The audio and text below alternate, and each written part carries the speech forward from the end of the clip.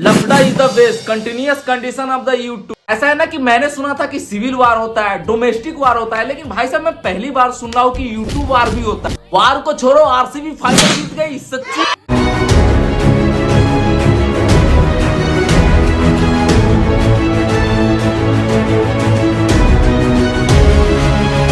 लेकिन यार वो जीती क्या, जिससे भाई साहब लोगों को यकीन ही नहीं हो। वो अपने फोन में बार बार बैक करके रिप्ले करके देख रहा है कि सही में आरसीबी जीती है, क्योंकि भाई साहब आरसीबी हार के सेंचुरी पुरा ली है। लेकिन कुछ भी कह लो, आरसीबी का जो फैन होता है ना, वो बहन जो कट्टर लॉयल फैन।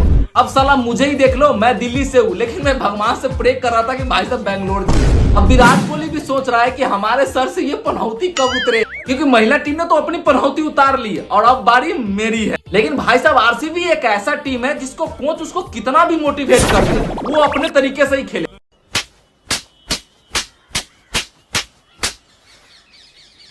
और इसी कारण से आज तक आरसीबी ट्रॉफी तक नहीं पहुंच पाया। अब आते हैं वार पे, जहां पे एलवीस यादव और मैक्सन के बीच कुछ लफड़ा चल रहा। उस लफड़े को फाइनली सेटलमेंट कराने का कॉन्ट्रैक्ट ले चुका था रजत दलाल। जैसा सरनेम है वैसा भाई साहब काम भी करते हैं, दलाली। ये ले बंडिया, क्या हुआ? पूरे 20 लाख है। रख लो तुम। हा? मुझे पैसे नहीं, ये दोनों चाहिए। दे बंडिया देख, उस दिन तूने जबान दिया था ना, आज तोड़ रहा हूँ, उखाड़ लेगा कोई? यार एक लफड़ा खत्म नहीं हुआ था कि दूसरा लफड़ा आ गया। नोएडा पुलिस ने एलवीस यादव को सांपों का जहर बेचने के जुर्म में कल अरेस्ट कर लिया।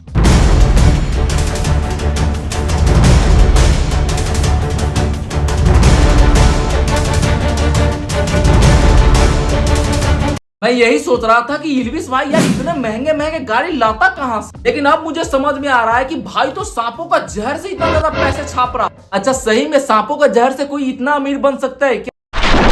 भाई आधे रास्ते पहुंच गया और बता के आ रहा हूँ, पूरा टाइम दे रहा हूँ। जो सिस्टम, जो बदमाशी, जो बदमाश, जो लौंडे जोड़ने हो जोड़ लो, कोई दिक्कत वाली बात नहीं।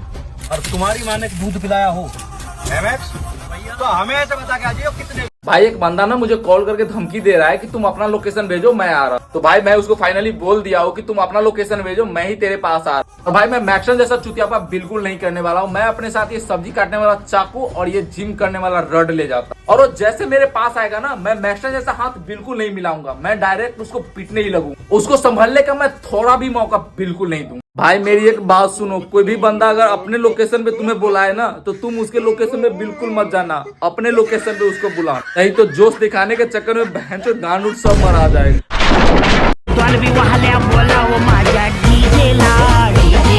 अभी एक न्यूज आ रही है गुजरात यूनिवर्सिटी से, जहाँ पे कुछ फॉरेनर स्टूडेंट ने 10 बजे रात को रोड पे नमाज पढ़ रहे होते। तो कुछ वहाँ के लोकल आते हैं और उनसे पूछते हैं कि भाई तू ये क्या कर रहा है, यहाँ पे तुम ऐसे खुले में नमाज नहीं पढ़ सकती। और इसी कारण से फॉरेनर स्टूडेंट को आता है थोड़ा गुस्सा और वो लफड़ा कर लेता है।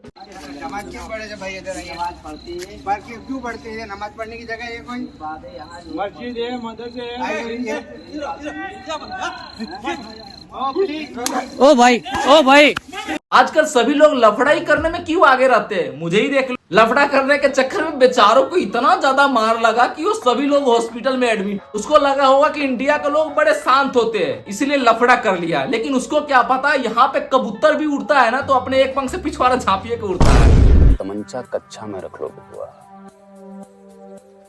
बिहारी हैं हम, थूक के माथा में छेद कर देंगे। फिलहाल अगली न्यूज है हनी पाजी के बारे में, जिसका लव डॉस 2 सॉन्ग 10 देशों में ट्रेंडिंग में चल रहा। इतना हिट सॉन्ग देने के बाद भी अगर कोई बंदा बोल दे कि किसी का कमबैक नहीं हो रहा। कमबैक से कुछ याद आया, बादशाह के एक कॉन्टेस्ट में हनी सिंह का फैन बादशाह को ही पो करने लगे। और पेपर देना, पेन पेपर गिफ्ट लाया हो तुम्हारे लिए।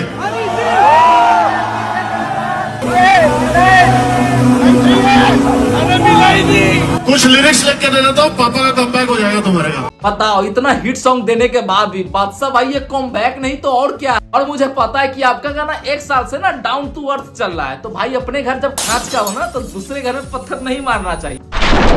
भाई मेरा भी कमबैक नहीं हो रहा, इसलिए नीचे जो लाल बटन है उसको जल्दी से दबा के मेरा भी कमबैक करवा दो।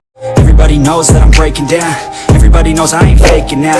Everybody knows my heart's vacant now. Yes, it takes me now. I made mistakes, but now I don't ever wanna be alone. I don't really ever feel it.